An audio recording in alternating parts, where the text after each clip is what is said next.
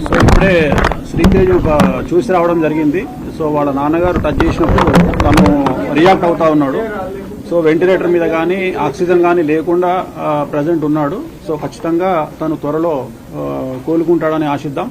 ఖచ్చితంగా వాళ్లకు సంబంధించి ఏమేమి సహాయం చేయాలి అంటే చాలా మంది చెప్తా ఉన్నారు. అపమృత్యు దోషానికి సంబంధించి మృత్యుంజయ హోమాన్ని నిర్వహించాలని చాలా మంది అడ్వైజ్ చేస్తా ఉన్నారు. సో అది నేను నా సొంత డబ్బులతోని నిర్వహిద్దామని చెప్పేసి నేను ఫిక్స్ అయినా. సో తనకు కూడా వాళ్ళ ఫాదర్కి చెప్పడం జరిగింది. మృత్యుంజయ హోమాన్ని నా సొంత ఖర్చులతో నిర్వహిస్తాను. అలాగే ఒక 2 లక్షల రూపాయలు ఆ పాపకి సంబంధించి, ఎందుకంటే అక్కడ పాప కూడా ఉంది. సో చాలా మంది శ్రీతేజ్ గురించే మాట్లాడుతూ ఉన్నారు, బట్ పాప గురించి మాట్లాడలేదు. కాబట్టి నా వంతు సహాయంగా అంటే సుమారు ఒక 1000 సినిమాలకు ముహూర్తం చేసినటువంటి ఒక పురోహితుడుగా లేదా పూజారిగా నేను కూడా సినిమా సొమ్మును తిన్నాను. కాబట్టి ఒక 2 లక్షల రూపాయలు వాళ్ళ ఫ్యామిలీకి ఇవ్వాలి అనేటువంటి ఉద్దేశంతో వాళ్ళు ఇక్కడికి రావడం జరిగింది.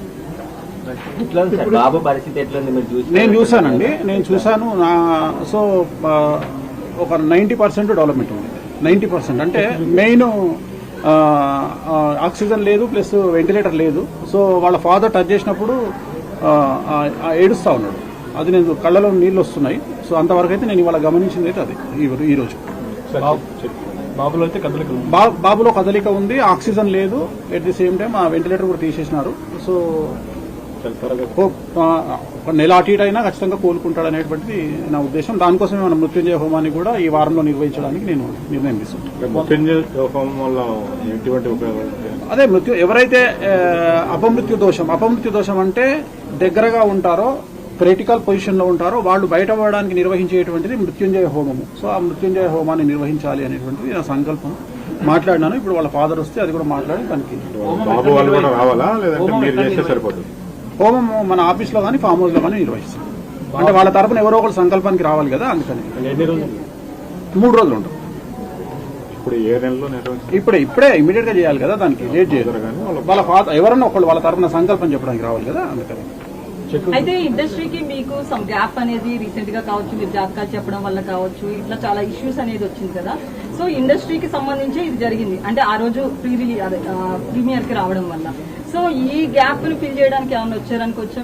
నాకేం సంబంధం. ఇప్పుడు జాతకాలను బట్టి జరుగుతాయి ఏదైనా కానీ. ఇప్పుడు అల్లు అర్జున్ జాతకరీత్యా ఆయనకు 6వ ఇంట్లో శని ఉన్నాడు కాబట్టి అది జరుగుతుంది. ఎవ్వరు అతిథులు కాదు. నేను చెప్పదలుచుకున్న పాయింట్ ఏంటంటే కలియుగంలో డబ్బు ఎక్కడ ఉంటుందో రిస్క్ అక్కడ ఉంటుంది. There is no development in comfortable zone. ప్రతి దగ్గర సమస్యలు ఉంటాయి. సమస్యలు ఉండకుండా ఎక్కడా ఉండదు.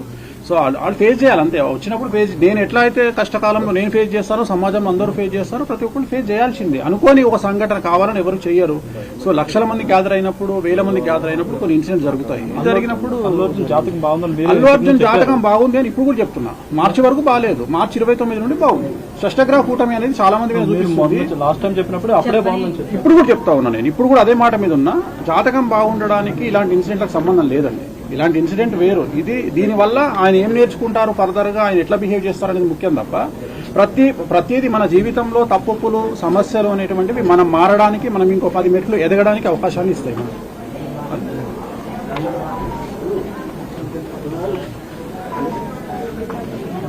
సో లోపలికి వెళ్ళి చూడడం జరిగింది.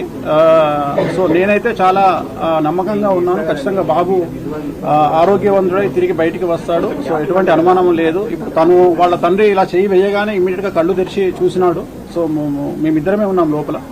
సో నా కళ్ళతో నేను చూడడం జరిగింది. సో నా వంతు సహాయంగా పాపకి సంబంధించి ఈ సహాయం 2 లక్షల రూపాయలు అనేది పాపకు ఇచ్చేటువంటి సహాయం ఇది. ఎందుకంటే చాలా మంది మంచి వ్యక్తులు, మంచి మనస్కులు చాలా మంది సహాయం చేస్తా ఉన్నారు. సో అది కాకుండా నేనైతే వీళ్ళ పాపకు సంబంధించి ఇచ్చేటువంటిది ఒక 2 లక్షల రూపాయలు ఇచ్చి, అలాగే బాబుకు సంబంధించి మృత్యుంజయ హోమాన్ని నిర్వహించాలి అనేటువంటిది నేను తీసుకున్నటువంటి నిర్ణయం. నా వంతు సహాయంగా సినిమా ఇండస్ట్రీకి సంబంధించి నేను ₹1 సొమ్ము తిన్నాను కాబట్టి ఒక 20-25 ఏళ్ల నుండి, అందుకని నేను చేయాలనుకున్నాను. ఇది నా వంతు సహాయంగా 2 లక్షల రూపాయలు ఇస్తాను. అది నా సొంత డబ్బుతో చేస్తాను కాబట్టి వాళ్ళకేం సంబంధం.